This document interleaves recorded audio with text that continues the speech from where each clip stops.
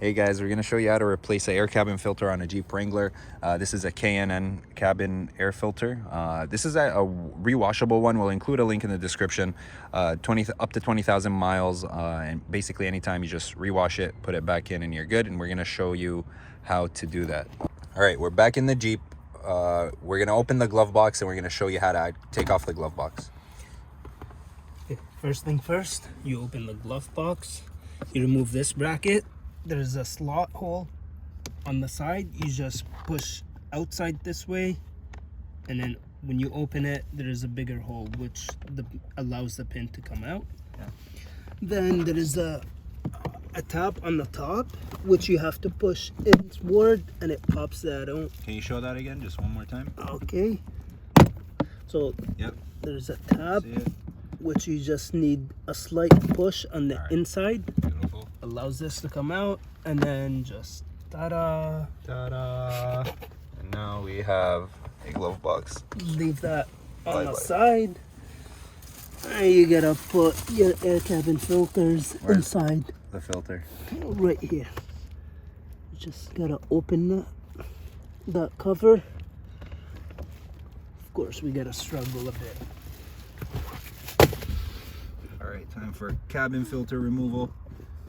It's all in the back. You're gonna need to tug on it a bit.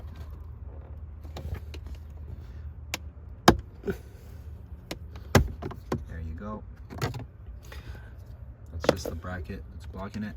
And then try and fish the air cabin filter out. Holy shit, that's disgusting. Yeah, see, that's why I was surprised the other one was two small ones. Yeah. This one's bigger, huh? Yeah. Is it only one? This is the mobile one, so it's the original filter. I have like 100,000 kilometers on my car and I never changed it, so it's disgusting. So you will have these two. You'll put them side by side, like so, and then feed them inside. All right, we took the plastic covers off. We have both out.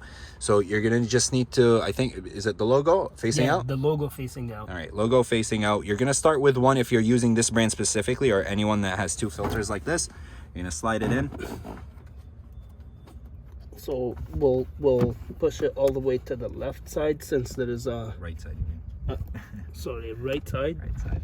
So yeah, you push it in, and then you push it to the right side, and then you take the next one. The next one, and just push it. And again, logo facing the outside, and you're good. Again, this is specifically for this brand, or like the ones that come as two filters separate, similar to this. If it's the Mopar one you have, then it's gonna just look like that, and one piece, and you just push it in like we took this one out. But it'll be white in color. it'll be clean, I hope. All right, so we're gonna put the cover back on. Make sure the gridded side is on the or facing outwards, and that tab on the right side. So this one's a tricky one. To put the tab back in its place, it's kind of an awkward position, so you will have to feed it at an angle like so, and then you'll feel it that it's actually one inside and it clipped, and so you just have to push this side inward and it'll clip. So now just to confirm that it went inside, it's in place. Toggle a bit, and that's how you put the cover back on. And now we're gonna do the glove box just to put it back. You're gonna feed the teeth all the way at the bottom, and then just that tab push in.